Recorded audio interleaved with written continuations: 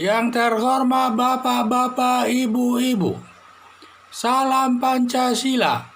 Bapak-bapak, ibu-ibu yang melihat video saya ini, tolong jangan lupa subscribe, like, dan di-share. Sifatnya gratis. Saya akan mengomentari ceramah Yahya Waloni menghina agama Kristen. Ini sama juga menguntungkan dan merugikan agama Kristen dan agama Islam. Jadi ceramah Ustadz Yahya Waloni yang menghina agama Kristen, dia sering menyebut bahwa Alkitab agama Kristen itu isinya fiksi, bahkan isinya palsu katanya. Masih banyak tudingannya yang negatif kepada orang Kristen, sehingga banyak sekali ceramahnya yang sifatnya negatif kepada agama Kristen, dan sudah ada yang melaporkannya ke polisi, tetapi polisi tidak bertindak tegas kepada Yahya Waloni tersebut. Ceramah Yahya Waloni ini bisa, yang sifatnya menghina agama Kristen ini bisa menguntungkan dan merugikan agama Kristen dan agama Islam itu sendiri. Satu, kalau kita lihat agama Islam yang menguntungkan agama Islam tentu merasa beruntung karena bertambahnya umatnya masuk agama Islam dari agama Kristen yang disebut mualaf. Dia merasa agama Islam itu akan merasa senang dia karena jumlah agama umatnya bertambah karena masuk dari agama Kristen menjadi agama Islam yang disebut mualaf. Merugikan agama Islam.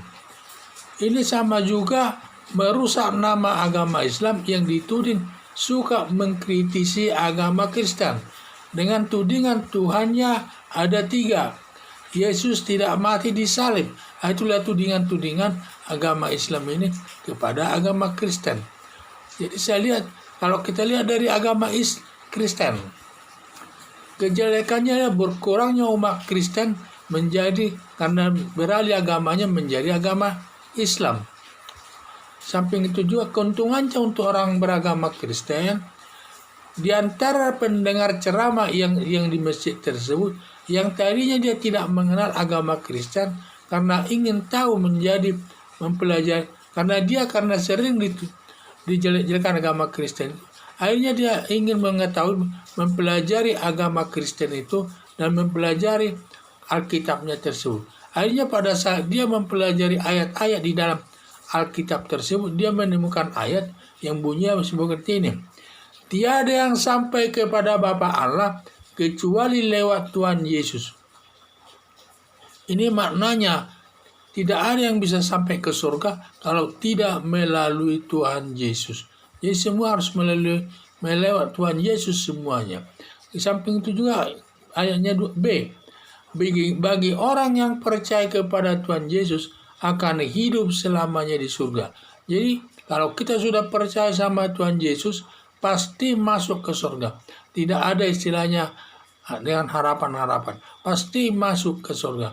Itulah yang diajarkan dalam agama Kristen. Setelah dia membaca ayat tersebut, mulai dia berpikir yang selama ini dia tidak temukan jawabannya, sekarang jawabannya dapat ditemukan di Alkitab ini. Itulah menu mereka. Jadi banyak umat muslim masuk agama Kristen yang disebut murtadin, seperti Saifuddin Ibrahim, Bambang Nurseha, Juli Caniago, dan lain-lain, masih banyak lagi. Menurut Ustadz almarhum Moko Ginta dan Ustadz yang lainnya, menyatakan tiap tahun ada 100.000 murtad dari agama Islam menjadi memeluk agama Kristen. Itu menurut mereka. Dan karena saya sering melihat video mereka, itu sering mereka menyatakan demikian.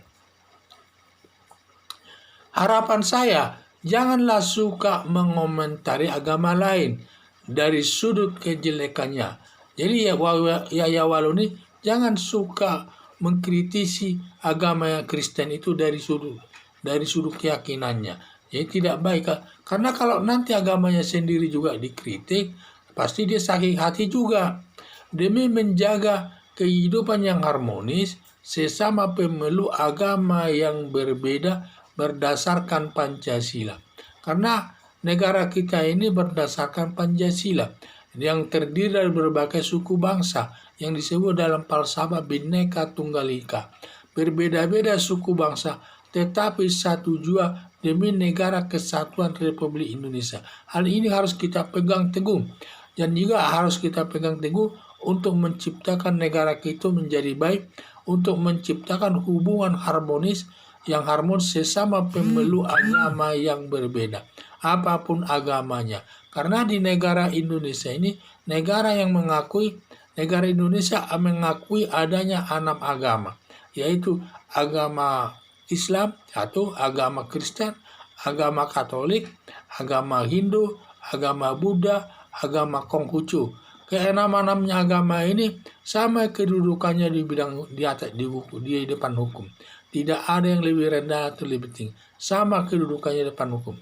Maka kita harus menghormati semua hukum yang diakui oleh negara tersebut guna terciptanya hubungan yang baik atau harmonis sesama pemeluk agama yang berbeda. Sekian dan terima kasih.